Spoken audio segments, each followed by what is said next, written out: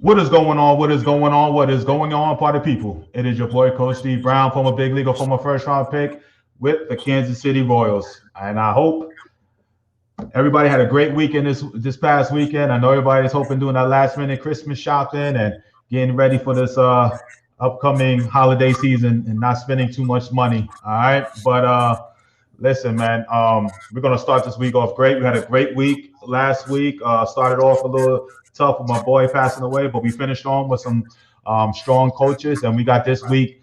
Man, we got some really well, about at least 3 days before heading into the holiday, we got some strong coaches, and it's starting with I got Coach Billy Godwin of University of North Carolina at Greensboro, and so I'm super excited to have Coach Godwin on. Coach, you got a little echo in there, Coach, just a little bit, man. But if you know, Coach, what's going on, Coach? You doing all right, man? Doing great. Thanks for having me on, D.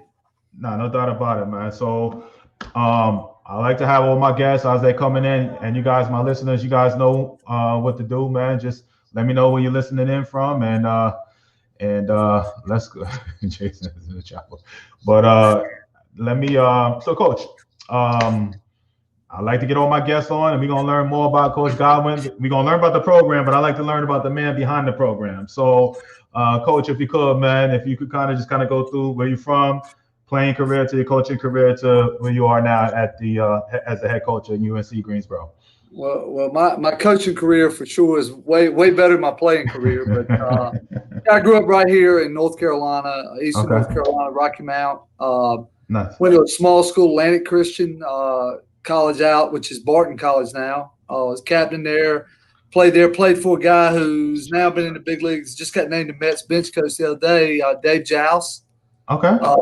And played there.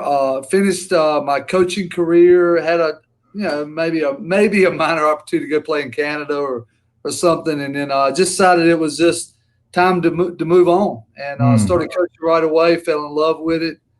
Probably one of the only few coaches that probably you have on your show that say I've literally coached at every level, from little league to junior high to high school to Babe Ruth, American Legion, Division III, JUCO, and Division I. So I also spent 5 years with the Yankees scouting for the Yankees. So nice. That's it in a nutshell. I've enjoyed every minute. Love trying to make an impact on young men's lives, and just blessed to be in this profession. No doubt about it, man. So UNC Greensboro, it's I'm of course I've heard of it. I can't remember. I think mainly from a basketball standpoint, if I'm not mistaken. I don't know much about the baseball program, which is great. That's why I do what I do, man. So if you could, obviously, I'm gonna tell you where the location is. But if you could tell me what conference, and for people that may not know, what division is it? I'm saying I know, but I want to make sure that we can kind of get into that aspect. So conference, where is it located, and division? Sure, we're in Greensboro, of course, Greensboro, North Carolina, which is really right in the heart of North Carolina. We're about an hour west of Raleigh and about an hour east of Charlotte. So that's about as middle of the state as you can get. Division I, and we play in the Southern Conference. So the Southern Conference just celebrated its 100th year last year. Greensboro, Wofford, Western Carolina, VMI, East Tennessee State, Citadel, Mercer, and Sanford. Okay. Good league, solid league. Last year was my first year here, so I'd love to say I've got a lot of experience, but I haven't coached a game in the Southern Conference yet. We got cut short with 18 games in. Really special place. Now, the baseball program is only, I think this is our 29th or 30th year as a Division I program. So in a lot of ways, very young still.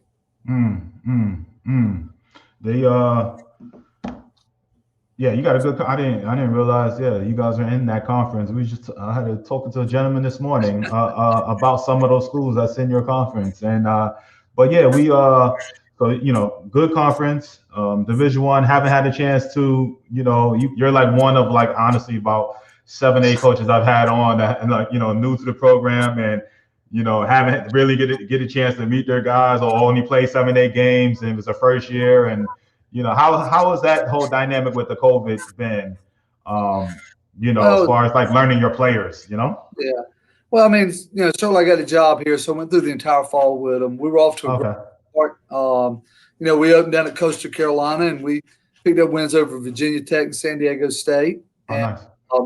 So, solid, reputable programs. I really liked our team. We were 12-4 when all this madness kind of hit. Oh, wow. You're doing good, huh? So we were off to a good start.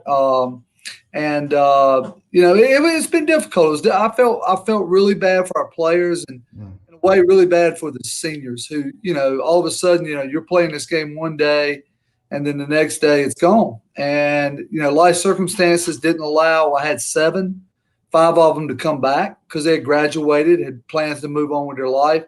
Everybody's like, oh, they get their year back, but that's not always necessarily the case because those young men had, finished their degree, they're entering grad school, going into chiropractic school, just couldn't return for whatever reason. And certainly disappointed for those 5 guys who didn't return in our program. Yeah.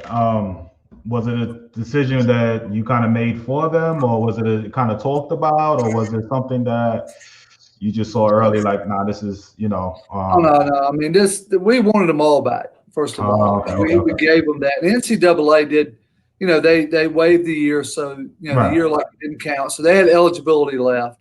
Mm-hmm. But you can appreciate this, Dee. You're at a school, you've graduated, I had 2 that graduated in December, and we're taking classes basically in the spring just to play. I mean, it's kind of a hard pill to swallow because with college baseball, 11.7, oh yeah, we want you back, but it's going to cost you $15,000 to come back. That kind of makes it tough. Right. And so, we certainly understood that part, but I certainly wanted everyone on back. I was just getting to know them. They were all key contributors to our club. We had one kid, Caleb Webster, was our third baseman, and this is sad, was 30 hits shy of breaking the school record in hits. It certainly would have been on pace with us only 18 games in with some left to break the school record in hits, and he wasn't able to do that because, again, he had graduated. Life plan had him the opportunity to move on. So speaking of, like being in North Carolina and with the players aspect of it, when it comes to recruiting, man, I mean, you guys, like, it seems like in a 30-mile, maybe exaggerating, it's like in a 30-mile radius, you guys got like 100 schools there. You know what I'm saying? Well, no, we do, because I mean, I know this with my time with the Yankees, so I know exactly. I had the Carolinas. So there are 28 Division I schools in North Carolina and South Carolina, 17 in North Carolina, and great baseball. It's a great baseball state, great baseball programs. Certainly, I was the head coach of one of them at East Carolina for 9 years prior to coming here. Oh, okay. I mean, it is everywhere you turn. But again, we're blessed that our state puts out great talent at the prep level, and the weather here is good. The climate's good, so that kids that are in the northeastern climate and more in the cold weather, Midwest climate, have a lot of interest in coming into the Carolinas.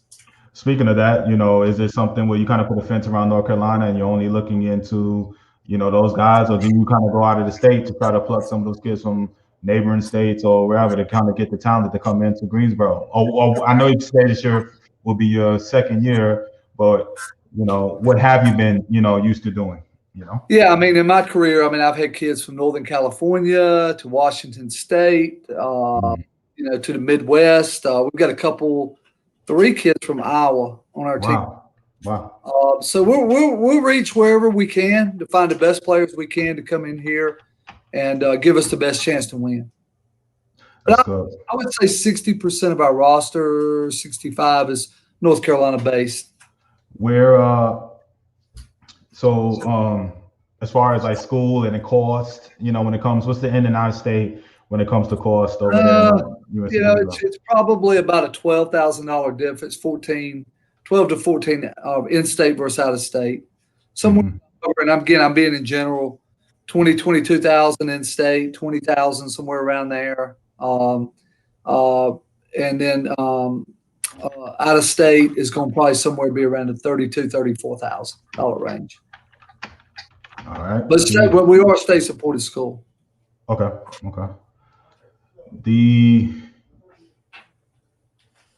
So when it comes to, the scheduling aspect and your players and all of that, like when it comes to recruiting, have you, with the guys leaving, are you in the backlog like every other school when it's the amount of players, or you had a good number that you like right now because of those guys leaving? Because you're one of the few coaches I've talked to that like the guys have left. Most of those guys have these guys coming back with the incoming freshman class, Yeah, we manage our roster nicely. I mean, in a year that the NCAA gave a waiver to the 35-man roster limit, we have 2 seniors back.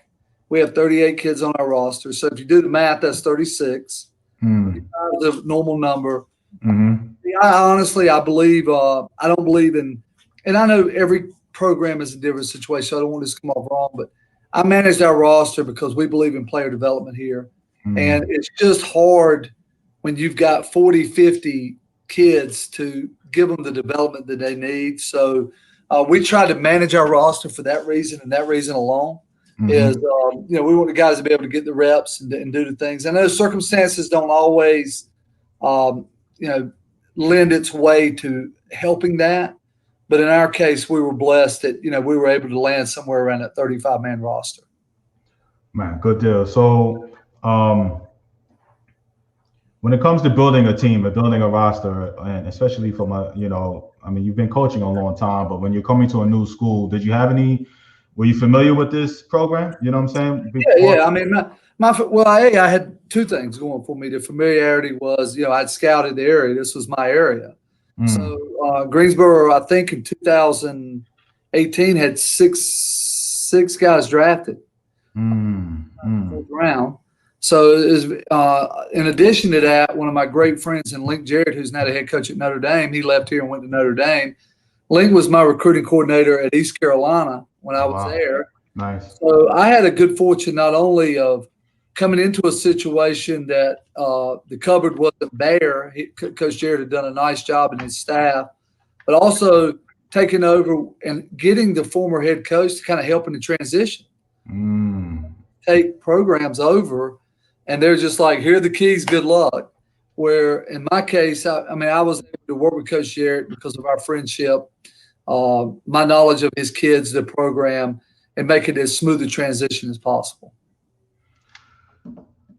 So when you're saying leaving so when does usually the coaching changing start? In the summertime? As far as like coaches changing jobs and stuff like that? And so usually June is a month that you see coaches start to move or be asked to move.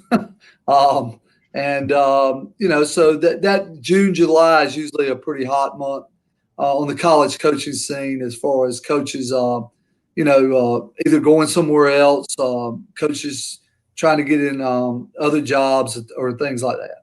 And I know you always kind of, especially when you're moving, you kind of feel like you're playing catch up. But is it just something that you just like, say you're at one school and you're, recruiting many kids on this particular school, and then you get a job at another place like that? Do you try to take those kids with you, or vice versa? The guy that left that job, is he taking those kids, or those, how does that work with that dynamic? Well, that's a good question. I would say that I didn't have that in this case because my last coaching job prior to this was East Carolina. I left there in 2014, went to work for the Yankees for 5 years. I left this job to come from the Yankees. I was scouting. So, I didn't have that. So certainly, I would say this in all reality, whether guys can come or not. Well, guys, there are certain NCAA rules that prohibit guys from just jumping ship and transferring. Oh, okay. Without having to sit out a year. Right. But certainly your knowledge of guys that you've seen on the recruiting trail can be brought from one job to the next. Okay. All right. So when it comes to, your style of play, seeing that you've been in the pro game, scouting pro, you've been a D1 coach, and you coached at all different levels. Like recruiting wise, what style are you, going after? Or is it, when somebody plays UNC Greensboro and Coach Godwin's, school, he's known for this? I think, I don't think I'm a guru by any means. I think I want my kids to be tough. I think I would hope that one of the characteristics when you ask that question is that, my teams are typically tough teams. They typically play hard. They play the game the right way. They respect the game. They don't have we don't have all the antics going on that you see some, around baseball sometimes. But I would think that would be it. I would think from a standpoint of just recruiting and the type of product that we put on the field, we want athletes. I think that's one of the things that, everybody wants baseball players, and so do we, but we want guys that are athletic and that can move and do things a certain way. As you well know, you play in the pro game, it's a fast game, and the more athletic you are, the faster you can play it. The less athletic you are, the slower the game will beat you down sometimes. So I think it's really important for us that we try to get athletes, and without going into all the detail, is you start up the middle. I'm an old school guy in the way, and your catchers, your shortstop, your center fielders. And I would be remiss, and I'm the pitching coach here. My background is pitching. Okay. I was a pitcher. Okay. So I'd be remiss to say this: you're not going to win championships if you can't pitch. So I like this year. I really like our club. We have a veteran club back. We've got some good pieces in place, but like anything else, our key will be how many strikes do we throw, and how do we compete on the mound, and what do we get out of our pitchers from that standpoint and our staff. This is so when you're out there in the recruiting trail, is it kind of like, let me try to get the best arms first and then get some athletes around them so they can catch the damn ball, or is it well, it's a double-edged sword. You get too good of a player, as you well know, that guy's going to sign, right. And go play professional baseball. So right. You're looking a guy. To me, it's great to sign. Hey, and I'm not trying to beat my chest or anything, but, when I was at East Carolina, I signed Mike Trout.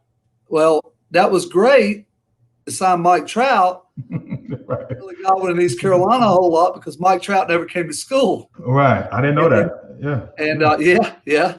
And so I guess it's when you're talking about a recruiting piece, is you're looking for that guy that, if you – you're not going to get the guy that does everything, because the professional baseball is going to take that guy. But you're looking for that guy that has some upside, some potential, a little bit of a diamond in the rough, or you're looking maybe that guy that's just a tremendous baseball player and he gets overlooked because he's not a 6'6" runner. Right. But and you play with those guys. You know what I'm talking about. You play with that guy. I call it will over skill. Will over skill guy, and so it's almost like you're trying to put together a college team. If you're trying to put a professional team together, you can probably get burned a lot. Over the years, it's great to sign great players, but the odds of them turning down a great contract out of high school is, if they're in the top 3 rounds, is probably not going to happen. Right. As you know, after the 3rd, 4th, 5th round, then that's when you start to see guys lean more toward going to college, especially if they're in good programs and around good coaches that have got a track record of development. And that's all we can sell. Hey, I don't play the Phillies or the Reds or the Yankees. They're not on my schedule. I don't have to beat those guys. So I have a lot of respect for both sides, the professional game and the college game, and there's a value to each. For players, again, as you well know, because you were a first-round pick. Yeah, this is excuse me, Coach. Guys over there spamming me over here. Sanu, come on, don't if you could, man, don't post nothing like that on my page, man. That's not, it's nothing. They're just selling stuff. I don't do that. You know what I'm saying? So, appreciate you staying on your grind and bringing content several times. Jelani, you're welcome, man. Robert says, does Billy Godwin recruit Florida kids? Billy Godwin recruits anywhere. There's good players. And yes, we do.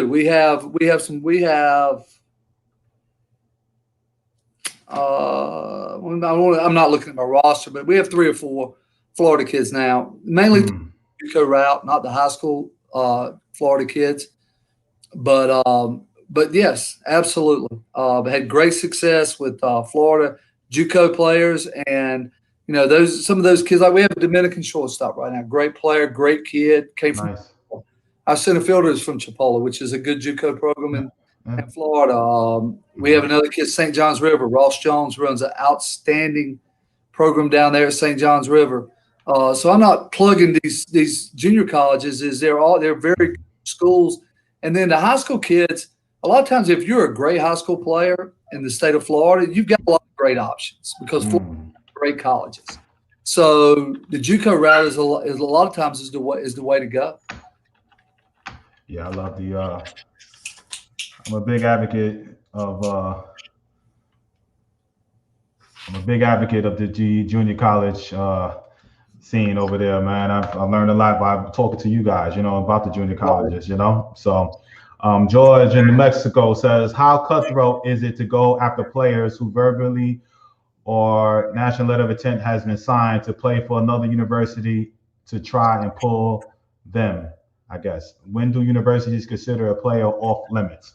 Well, I can't speak, George. I can't speak for everyone. I think baseball is one of the sports that still ethical. I heard maybe about a month ago somebody said, football coach said one time, when a kid commits, that means he's just got to work a little harder. I think for Billy Godwin and my program, the way I conduct things, because baseball is somewhat ethical. When a kid commits, I kind of pull it back a little bit. When he commits to that university and he makes that public, whether he's signed or not, I honor that. And I think for the most part over the years, guys have honored the same thing when kids have committed to us. So I know you hear a lot of things in football and basketball that don't work quite that way. Right. But in baseball, I would say for the most part where I'm at, baseball is somewhat still and I would say use the word ethical. All right. The Kimberly says, what about dual sport athletes? How do you feel about them, Coach? I love dual sport athletes because they go back to what I said earlier. They're athletes. When they can do multiple things, that they're very athletic. So the issue becomes, they have to be ultra talented because of the training time that they miss sometimes, coming out of one sport to another. I mean, you think about the greatest ones of all times, Deion Sanders, Bo Jackson. Right. I mean, but those guys, if they go back and they'll tell you how difficult it was.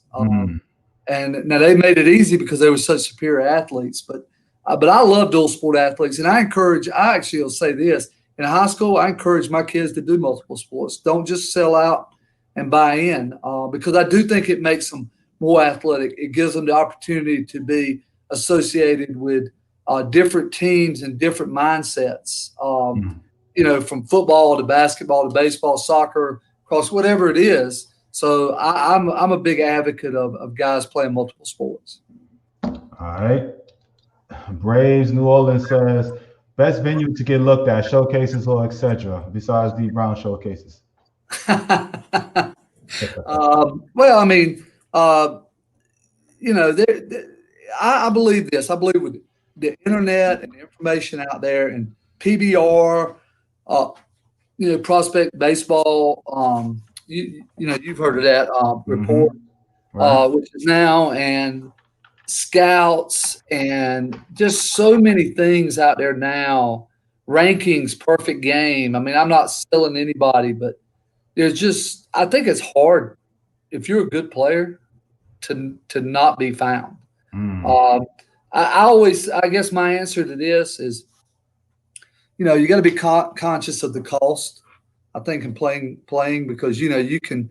I was told my wife this the other day. I said, you can go broke getting a deal. I mean, but I think the biggest thing is you've got to play at the highest level you can play at that you can afford, because it's expensive going all over the country and playing in different things. But certainly showcases are good. Big tournaments are good where there are multiple fields going on. Why? Because I can stand at a quad at 4 fields and see 4 games going on at one time. And so that's how recruiting's gone. So I would just always encourage people, you're going to get seen if you're a good player. Just play at the highest level that you can afford to play. Great info there. Let me see. We got Jeff, what's up? Jeff says, what age class do you start identifying prospects, Coach?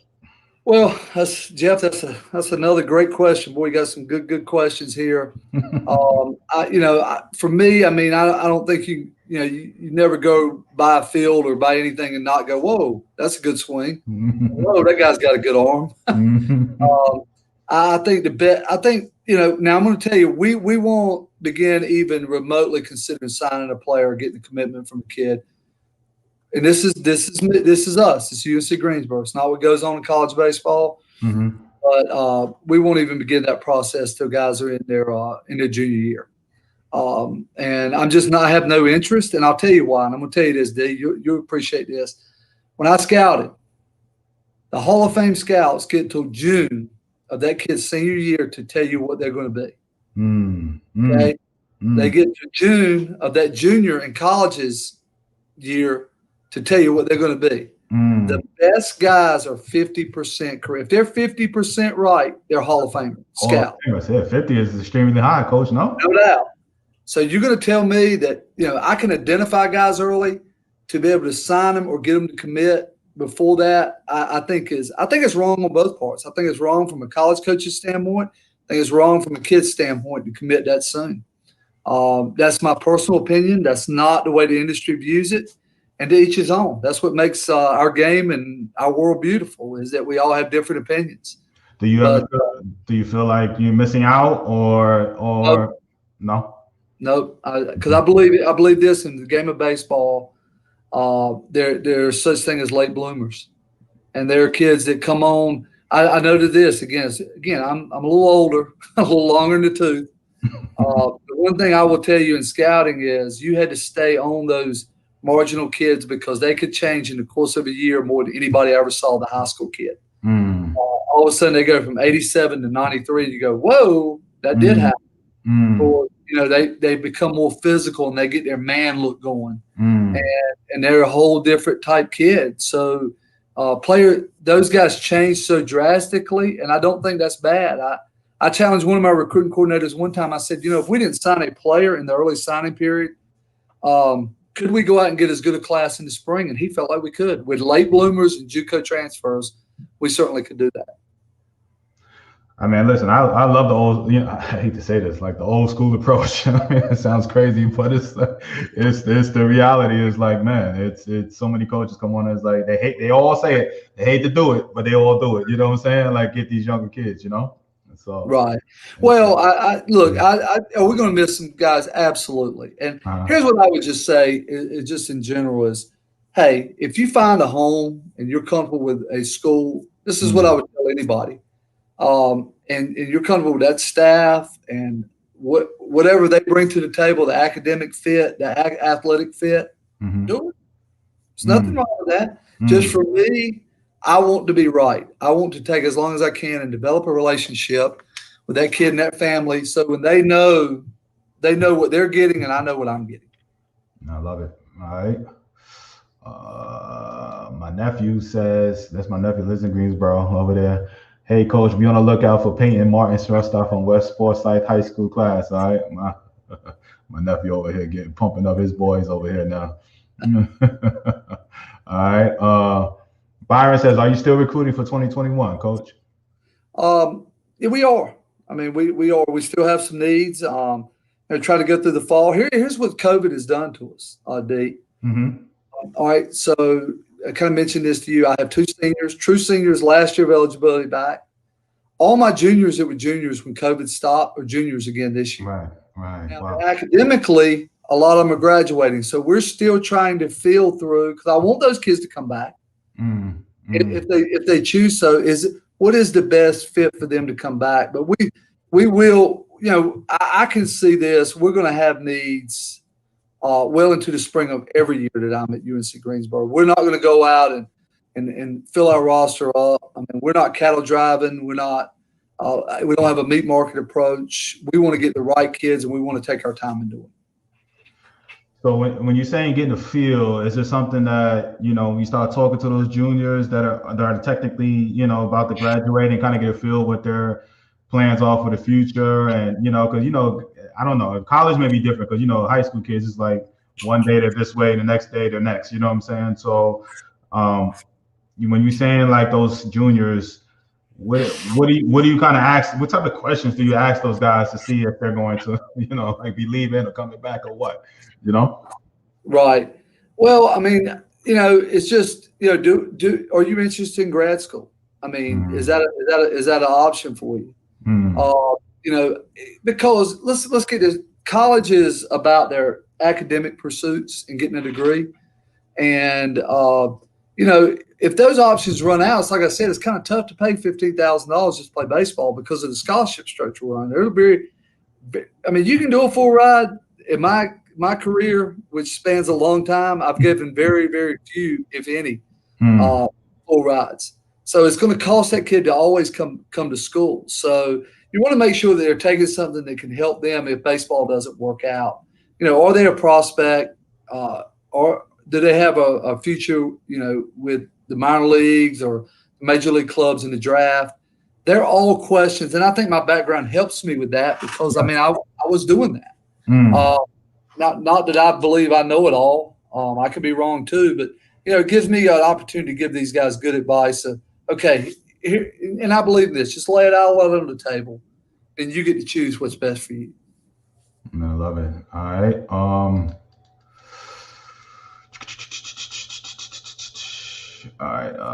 Jelani says, Coach Godwin, you touched on it a bit. However, what are the specifics you look for in pitching prospects? Well, that's another really good question, which is not easy to answer. I think when I'm looking at a pitcher, one, I want to know, can he control his body? Does he have body control? Can he repeat his delivery? I think that's independent of the radar gun. I'm not a guy that chases velocity. I'm not a guy that chases the back end of a radar gun.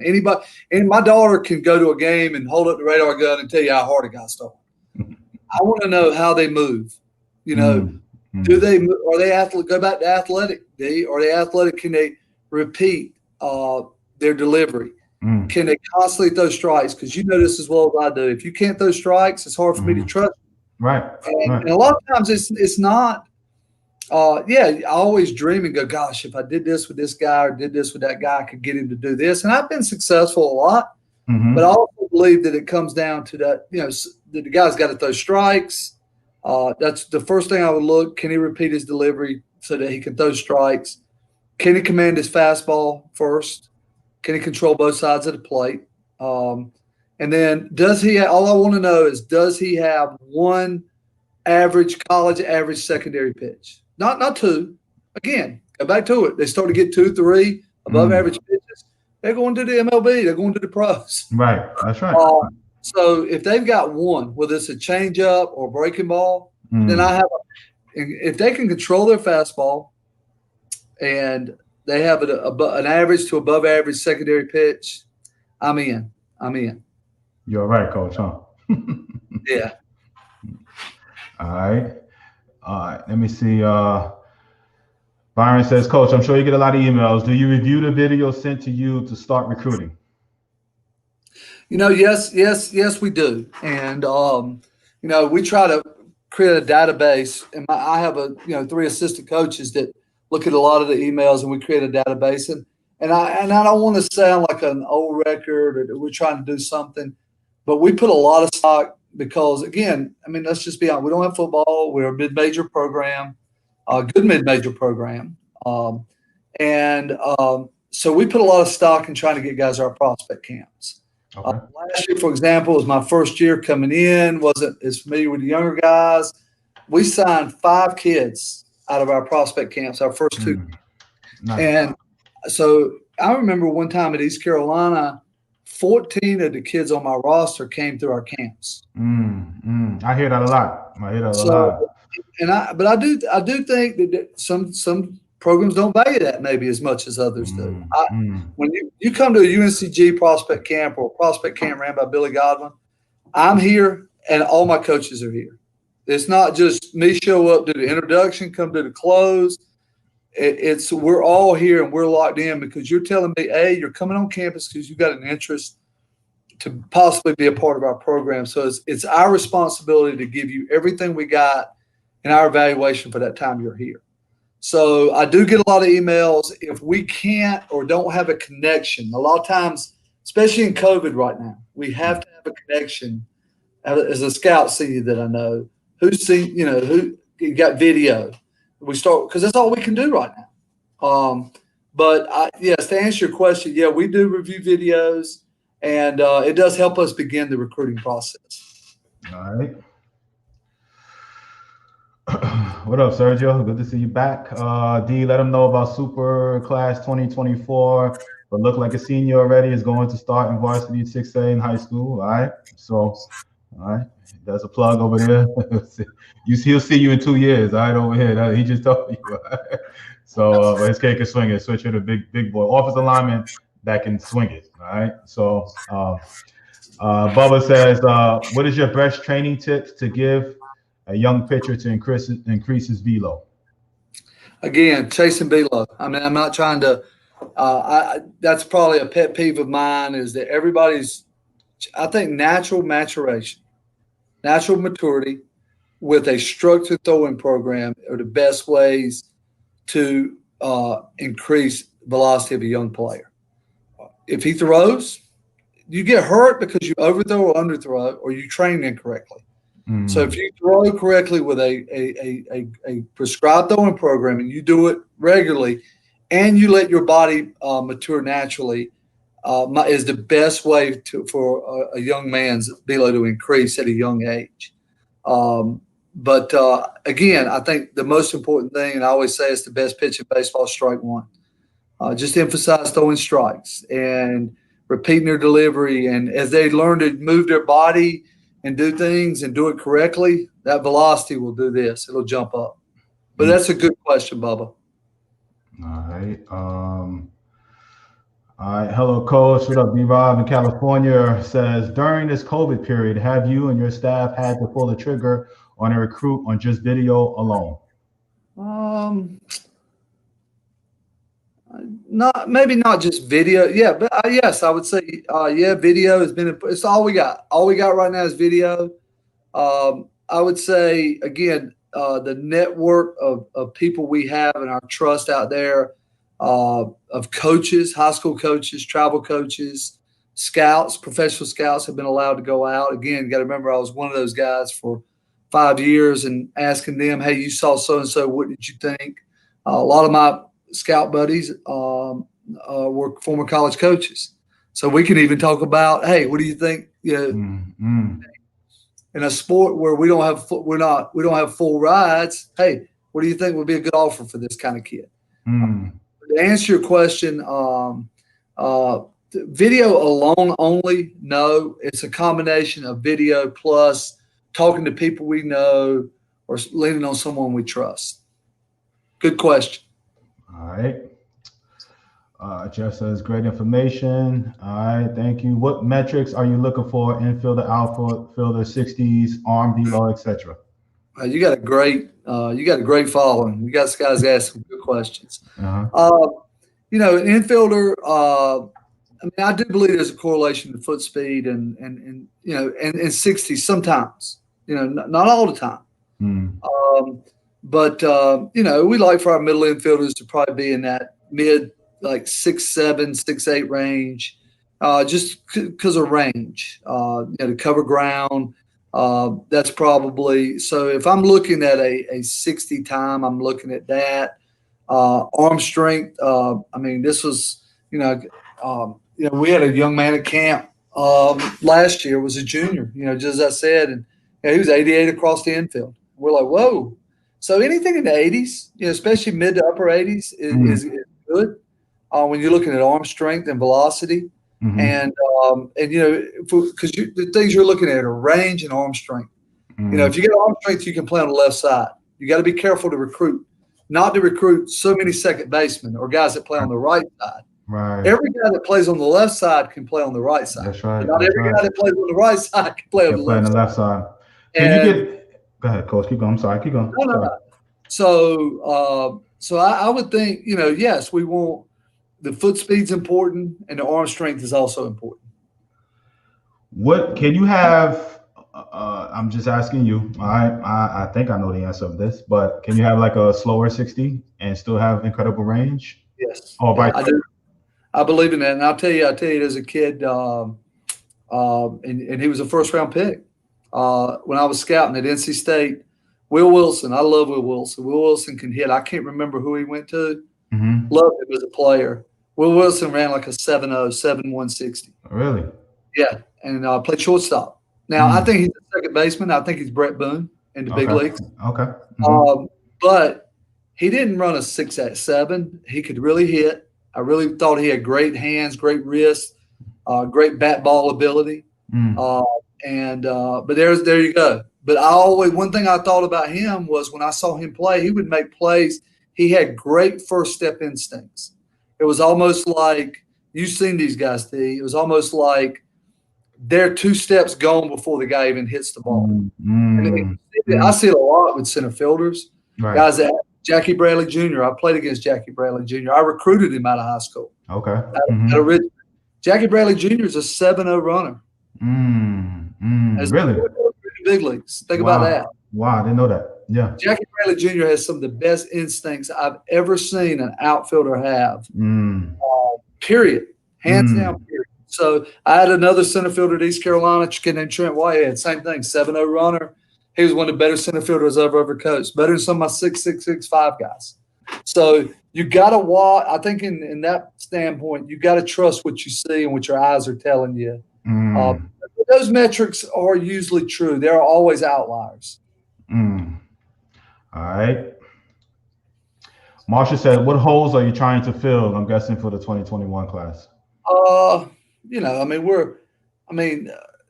again, and I'm not trying to be vague or dance around anything. It's just hard. Again, what juniors what guys in their 4th year, juniors that have eligibility left, are going to return. We're still trying to lock that in. Always looking arms. But if I had to put a gun to my head right now, I would say, hey, pitching is something that we're trying to make a priority with some of the spots we have left. Not that we won't have some other areas of interest, but right now, trying to. Again, I always believe this. A wise man told me this one time. The longer we can make to make a decision, the best chance we got of being right. Okay. I like that. Let me see. Speaking of that, right? Coach, I commend you in your philosophy. You are the minority in coaching. My son is a late bloomer.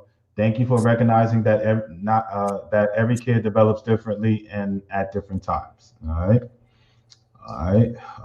What's up, Matt? What's going on out here in the ATL? Tiffany says, D, I'm back helping my son. Gabriel Berlo, 6'3", 240, lefty PO, 86. He can place the ball well and throw strikes. All right. 3.025 GPA. He came to my showcase in Dallas. Big boy. He can throw. If he really just gets some strong coaching, he could definitely throw harder than 80. And he still throws hard, but harder than 86. So big boy. Big boy. Lefty. Let me see here.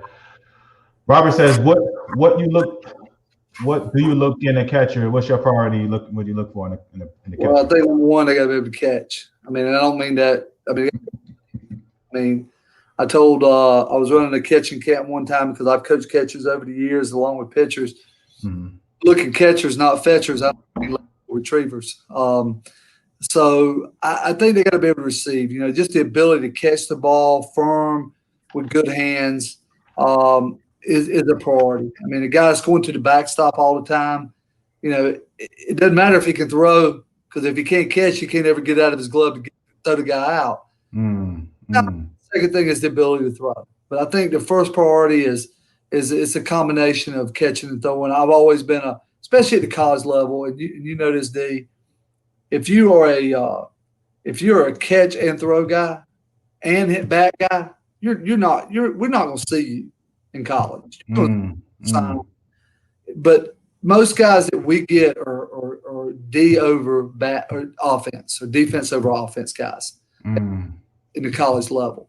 Every now and then we'll get a guy who, hey, this guy offensively, and I'm not into the offensive catcher. I mean, and not knocking on anyone. That seems to be a trend now. I think that's a premium position. It's a position that's really important. So I would just say the catching and the throwing are really important to me. If I hadn't, I had a Johnny Bench winner in 2006, my first year at East Carolina. Jake Smith, one of my players, won the Johnny Bench Award. He hit in the 3-hole, and he caught and caught for us every day. That's rare. I mean, usually are going to be I hate to label them, but six down type guys. They're going to be able to defend their position well. All right. Cellosa says, for outfielders, what is the most important to you, 60 time or in game speed from home to first? Well, in game speed, I mean, a 60 time is what I call raw speed. It's like raw power, D. Raw power is, right? How far can you hit the ball in BP? Does that play in the game? No, not always. Right. So if I had a choice between those two, it definitely would be the game speed home to first. How does it play? You could be a 6'4" runner, 6'5" runner. You have a 4.3 home to first time, which is just very average. And I've had guys a little bit that were vice versa. But I'm going to always value that game speed, because that's what we're doing. We're playing the game. All right. Jeffrey says, Coach, skills and ability get you on the recruiting radar, but what closes the deal for you on a recruit? Is the recruit's attitude, personality, and grades along with work ethic close it for you? What is the light bulb moment on a recruit? Yeah, I mean, I think as long as I've been in the game, and I'm blessed, I've got a veteran coaching staff, and we can go out and we can walk away from there and tell if a guy has ability. And I would agree. So Jeff, I would agree with you 100% that does. It's what I call the X factor. Is character, the attitude, the personality, the grades. I mean, I talk about this at my camp a lot when I have camps. Is, hey, look, life is about having options. It wouldn't be a shame that you check the 3 boxes. 3 boxes for me are ability, academics. Or you check 2 of the 3 boxes, and then you get to the third one, the character or X factor, and you don't check that one off. And I personally have no interest in you. I want guys that do all 3, that have ability, that value their academics and take pride in their work, and that also have good character and are good men and good people. All right, love it. Lauren says, how do you feel about Lefty pitcher, I guess? I love lefties. Lefty, you got to. I always say this, D. Look, you got to look at those guys like this, right? Those guys wear their hat sideways, right? Lefties, you got to put on your left-handed goggles when you're watching a left-handed pitcher, because those guys can get you out with stuff that a right-handed pitcher would get wore out over, as you well know. So, but I love lefties, especially guys. Number one thing about a left-handed pitcher, this is just me. If I watch a left-handed pitcher, no matter how hard he's throwing, he has to have the ability to throw his fastball to his glove side. I think so too, because of it's the velo change. I think the hitters just have to be so mechanically more disciplined. You know what I'm saying? And that's why I think they excel, because they see lefty, you see less velo, and they get big, and that's all lefty wants you to do. So, right. Let me see here. All right. B Hall says, "What's up, B Hall? What are you looking for a middle infielder? He's a lefty batter." I think for any middle infielder, you're looking at feet and hands. I think it's a combination of both. Some guys might have great feet and bad hands. You're looking for their hands to work together with their feet. We call it that golden first step. I'm big on first step instincts, first step. And then, so if I'm looking at the infielders, do their feet and hands work together? I remember this when I scouted Alex Bregman. I wrote in my report, that Bregman, he played the ball. He never let the ball play him. He played the ball. And I think that's what great infielders do. Does that make sense to you, D? Is that yeah, got a bad hop because he played the ball. Yeah. Where some guys will sit back and they'll create a bad hop for themselves in between hop. Where Brayden never did that. He either got the short hop, the trap hop, or he just made the game look easy because of the way his feet and hands work together. All right. I totally know what you mean. I get you, bro. All right. Cristian Bridges asked, we taught this, but what's the youngest class you will start recruiting? Well, I mean, I think, we're going to acknowledge ability if we're somewhere and we see a kid or he comes to our camp. You can acknowledge talent at any time. I'm going to start getting serious. And again, we may start building a relationship with those kids at an early age because I do think it's important. I think we've lost that value of the value of building a relationship. It's not how fast we can get you to commit. It's how, because really this is the decision you make to where you're going to attend school will be the most important decision you make till you get married. And most of the kids I know who aren't married yet. So at that time, it's going to be the most important decision they make.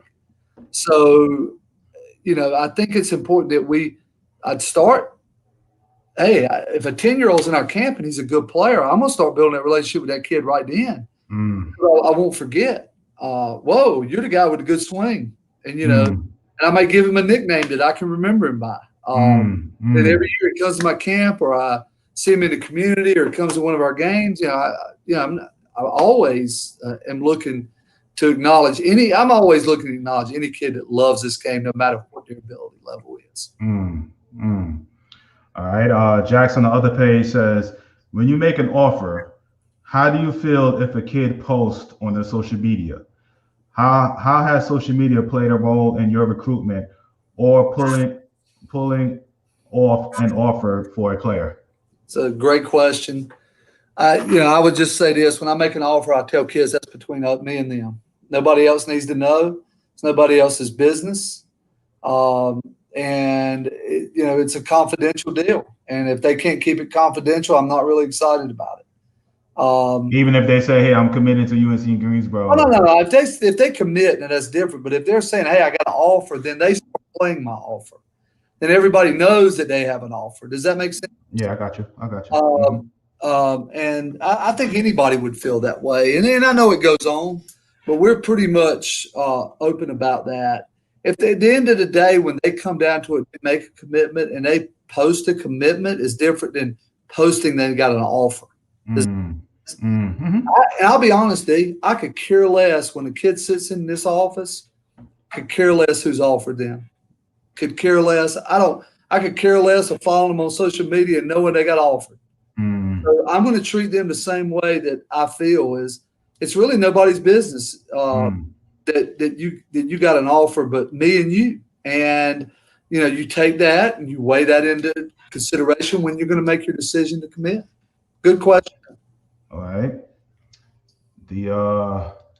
Robert D, you're doing great with this program. Keep it up. Thank you, Robert, and everybody else listening in. If you are able to get great information, like my boy Coach Godwin over here and what I'm giving, please share and tag this. All right. So we make these even bigger. All right. So I definitely have to get that little plug in here. All right. B Hall says, how do you get that to them? So Coach, do you if you looking for videos, anything like that, do you have Twitter or email? I'm on Twitter and my email is on our website. Okay. So if they just want to look it up and then they just go from there. All right. Sure. All right. So look, what is it? UNC? Is it UNC Greensboro? What is the website? I should know it off the top. It's UNC Greensboro Athletics, I would assume. Okay. All right. Cool. All right, Coach. You got maybe one. Let me see. One more question. All right. Listen, Coach. I know you're big on these camps, man, and I know with COVID and season, I know you're more concentrated on the season right now, but do you have any dates or anything like that lined up for your camps right now? Right now the NCAA is in a dead period.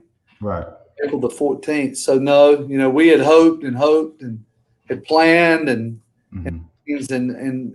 so right now The only camps that we have right now are for 8th grade down. Okay. But we are offering a middle school camp where kids can come to our camp and get evaluated, which I think is, I mean, we give you an evaluation of where you're at.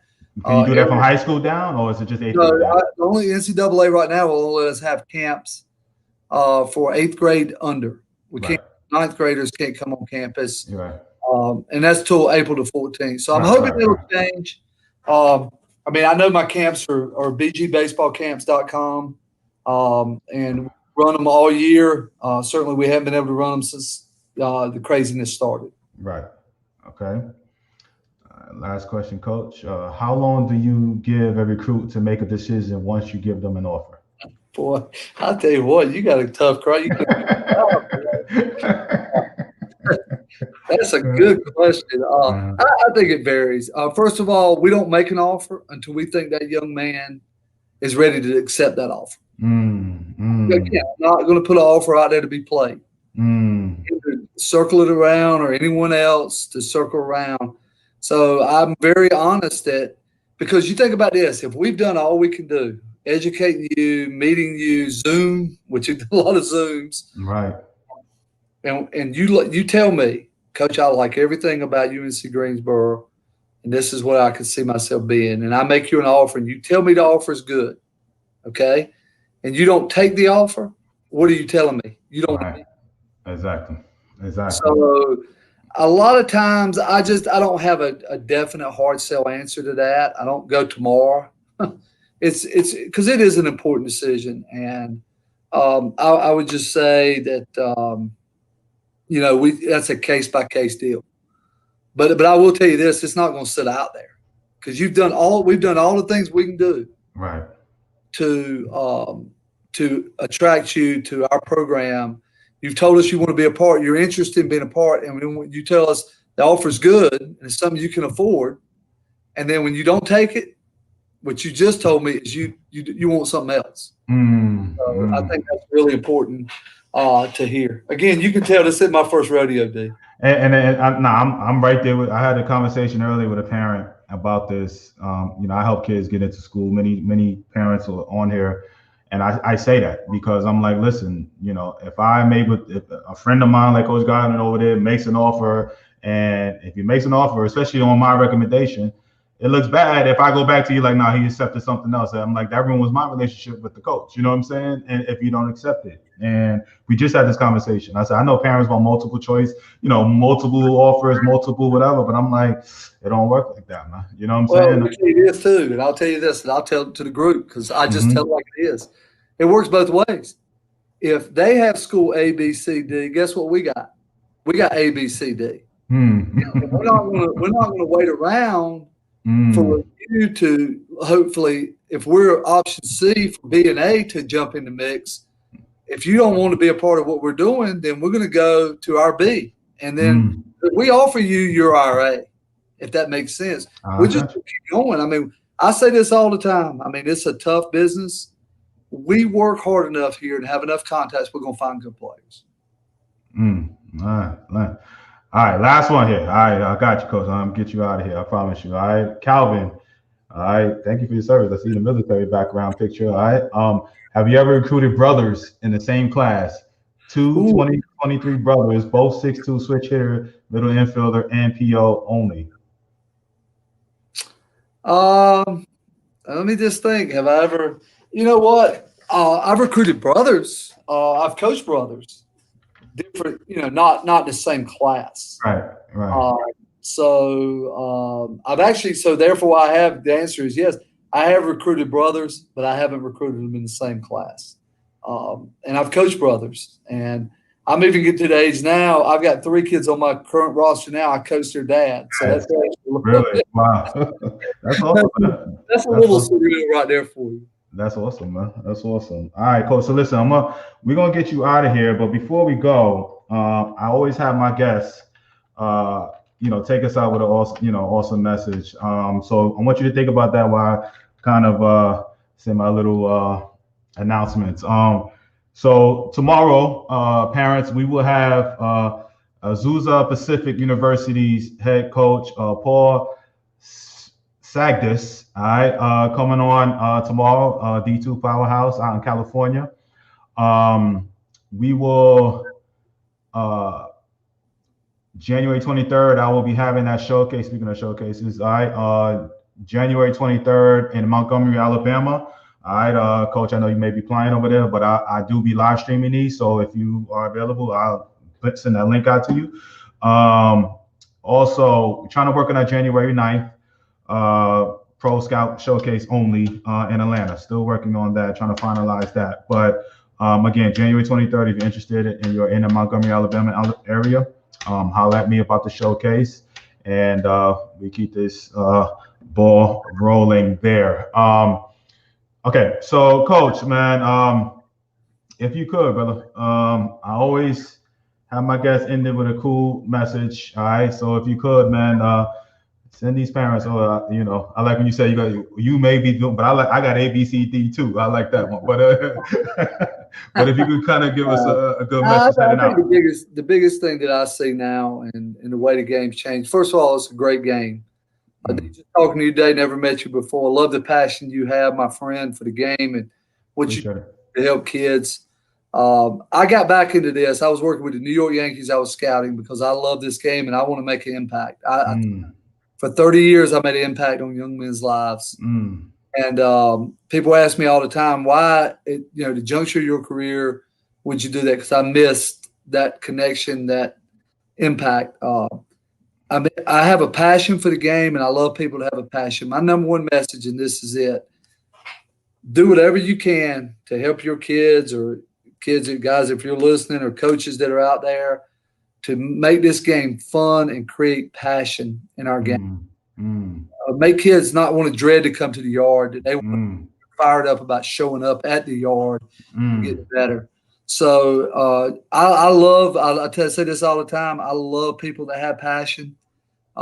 Just have great passion for this game. If you have great passion for anything you do in life, you're going to be very successful. So that my passion message, and really appreciate you having me on today.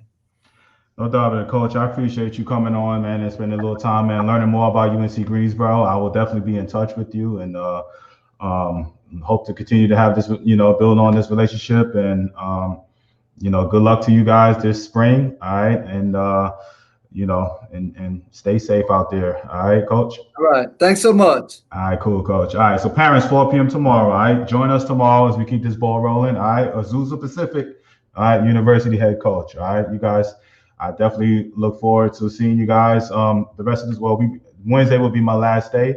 So Tuesday and Wednesday, all right, we will be having coaches on here again. So tomorrow, 4 p.m., Azusa Pacific University Powerhouse Division II will be joining us, and I will let you know on Wednesday. I know we got a D1 coach coming on. I just have to remember which one, but I'll let you guys know tomorrow. Okay, so join me, tag somebody as we lean going into the new year. I will be bringing on more coaches. We're gonna start getting some girls softball coaches coming on. All right, and nobody lined up yet, but I'm putting it out there. We will have some girls softball coaches. We do have some college baseball coaches, men's. Lined up right after the first of the year, so continue to listen in. Again, if you are in the Montgomery, Alabama area, all right, come join us in Showcase. It is a pro and college showcase. Okay, I already got some pro scouts already they already have committed. All right, so I got 2 pro scouts that are coming to the January 23rd in Montgomery, Alabama. We will be taking the footage, and I will be dissecting what player does what and sending them to school, send to the appropriate schools at the appropriate levels. Okay, so join me there. All right, tomorrow, 4 p.m. All right, we'll get this ball rolling, going a little West Coast flavor. All right, hitting that West Coast next tomorrow. Okay, see you guys 4 p.m. sharp Eastern. All right, share this, tag this. All right, don't be selfish out here with this knowledge. All right, get this stuff out here. Let people know what's going on with this movement over here. All right, Be Brown Baseball. And if you need any help with the recruiting side of things, anything, holler at your boy. All right, peace.